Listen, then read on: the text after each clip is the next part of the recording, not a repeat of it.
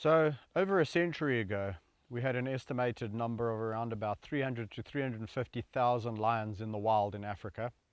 To date, that number hovers around 20,000 odd. If we carry on the way we're carrying on with wild lions, we're probably not going to see a lion left in the wild in around about 15 to 20 years. So why is this so? The biggest threat that lions face currently is habitat loss. There's probably about only 7 countries left in Africa that have over 1,000 lions. And I often say to people, just think about what 20,000 lions is. In the whole of Africa, it doesn't even fill a football stadium. So with habitat loss comes a whole bunch of other complications.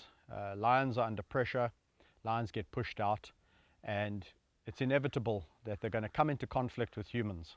And when they do, they always end up second best.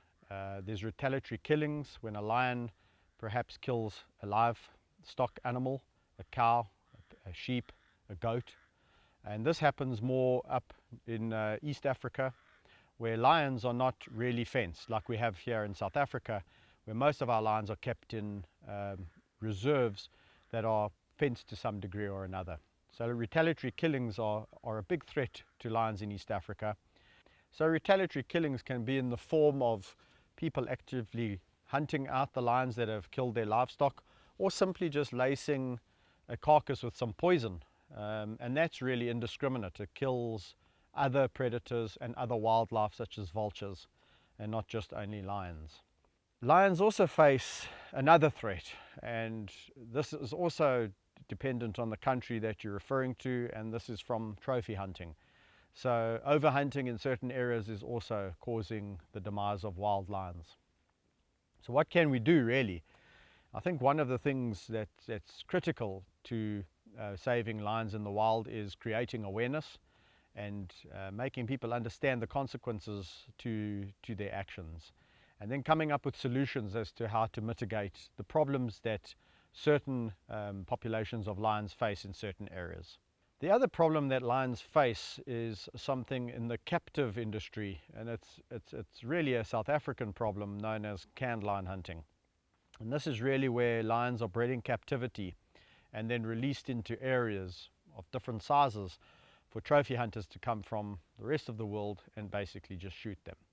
And this is a very controversial practice here in South Africa, because it stems really from a lot of facilities allowing tourists to unwittingly interact with cubs that ultimately land up being shot for trophy hunting.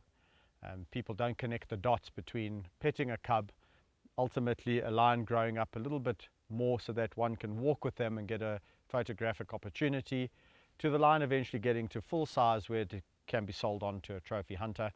And then the new burgeoning market out there, which is actually the lion bone trade, a relatively good substitute for tiger bone, and to the untrained eye, one cannot even distinguish the difference between the two. However, there is the market now developing for actual lion bone, and that's ground up and utilized in lion bone wine or in lion bone cake, and pretty much is thought to do the same things as rhino horn.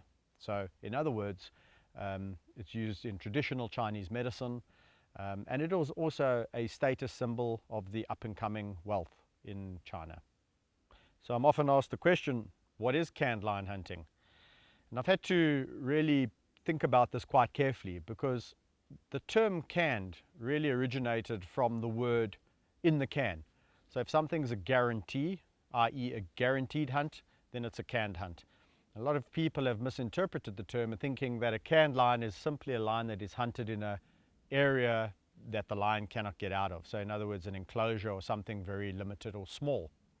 Now we know this not to be the case, because in South Africa, lions are simply taken out of their enclosures, released into wilderness areas, and then deemed to miraculously be rehabilitated or wild.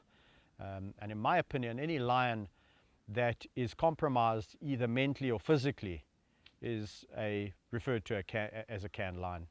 And mental constraints can include a lion being habituated to people.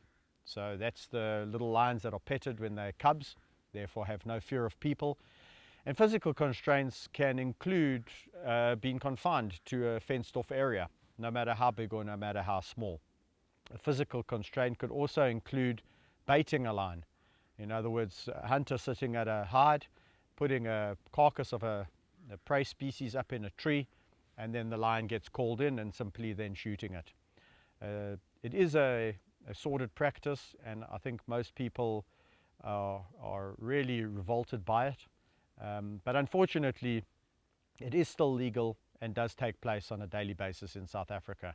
In fact, so much so that 2 to 3 lions are shot every day in South Africa. So the situation does seem dire, but I think people can do something about it. And certainly we can, if we all bandy together, put a stop to canned lion hunting by simply not supporting the petting industry and, writing to government and expressing your views and anger at what goes on in the captive breeding of lions in South Africa.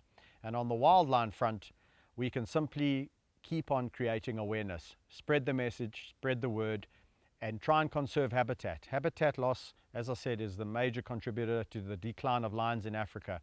And if humans can really conserve the habitats where lions occur, then we do stand a chance of conserving this vulnerable species.